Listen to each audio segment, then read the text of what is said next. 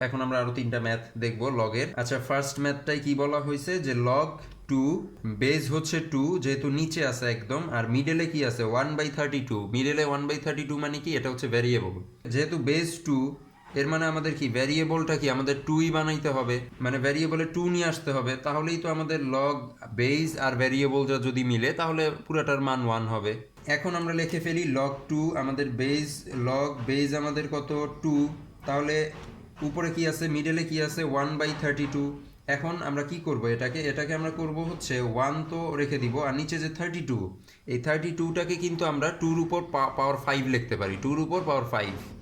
তাহলে আমরা যদি লিখি 1/2-র উপরে যদি আমরা দিই পাওয়ার 5, তাহলে কি এটা মানেও কি 1/32। তাহলে এটাও যদি 1/32 হয়, এখন এইটাকে এই যে এখানে যে 1/2-র উপরে পাওয়ার 5, এটাকে আমরা আবার কি লিখতে পারি, এটাকে আমরা কিন্তু লিখতে পারি যে 2-র উপরে হচ্ছে -5 পাওয়ার।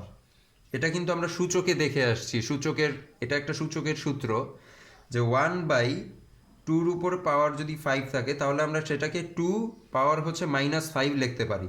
তাহলে আমরা যদি এখানে লিখি যে লগ লগ আমাদের বেস হচ্ছে 2, আর উপরে তাহলে এখন আমাদের কত হবে 2, তার উপরে পাওয়ার হচ্ছে -5। এখন আমাদের পাওয়ার চলে আসলো কত -5, আর আমাদের মিডলে ভ্যারিয়েবল কত 2, বেস কত 2। এখন কিন্তু আমাদের বেস আর ভ্যারিয়েবল মিলে গেছে, তাহলে এই পুরাটার মান কি আমরা 1 দিতে পারি। আর এই যে আমাদের পাওয়ার -5, এই -5টা কি সামনে চলে যায়, তাহলে -5টা সামনে চলে গেলে -5 ইন্টু লগ 2 2, এটাকে আমরা কি লিখতে পারি 1। তাহলে -5 ইন্টু 1 কি -5, তাহলে এই যে -5 আমাদের অ্যান্সার। তারপরে ম্যাথে বলা হয়েছে যে লগ 3 তার উপরে 1/9, সেম আগেরটার মতোই লগ 3 1/9, মানে মিডলে 1/9, নিচে হচ্ছে বেস 3, ভ্যারিয়েবল 1/9।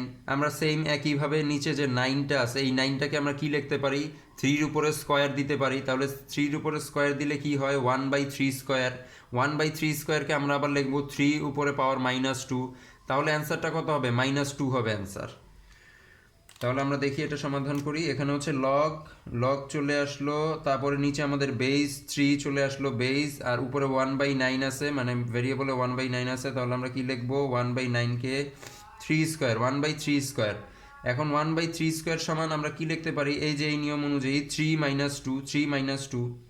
তাহলে লগ আমাদের নিচে বেস 3, উপরে আমাদের ভ্যারিয়েবল হচ্ছে 3, আর উপরে পাওয়ার চলে আসবে এখন কত -2। এই যে 1/3 স্কোয়ারকে আমরা 3 - 2 লিখলাম।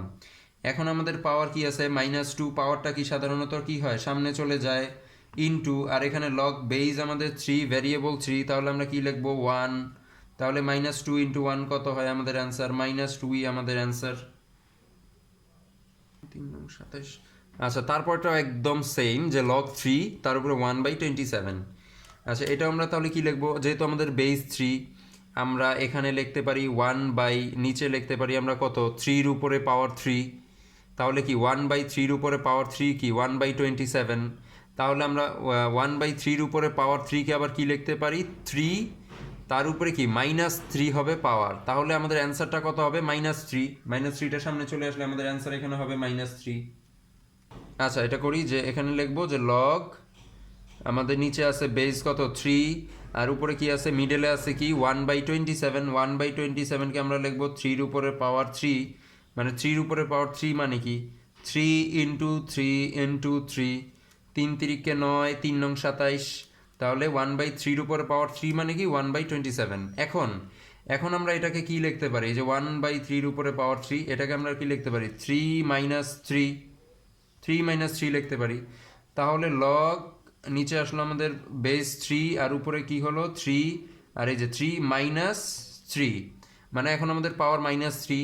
আমাদের মিডলে আছে ভেরিয়েবল 3, আর বেস কত 3। এখন আমরা কি জানি পাওয়ারটাকে আমরা সামনে নিয়ে আসতে পারি, পাওয়ারটাকে সামনে নিয়ে আসলাম ইনটু এখানে কি আছে লগ 3 আর 3, বেস আর ভেরিয়েবল মিলে গেলে আমরা কি লিখবো 1। তাহলে -3 × 1 কত হয় অ্যান্সার -3 আমাদের অ্যান্সার।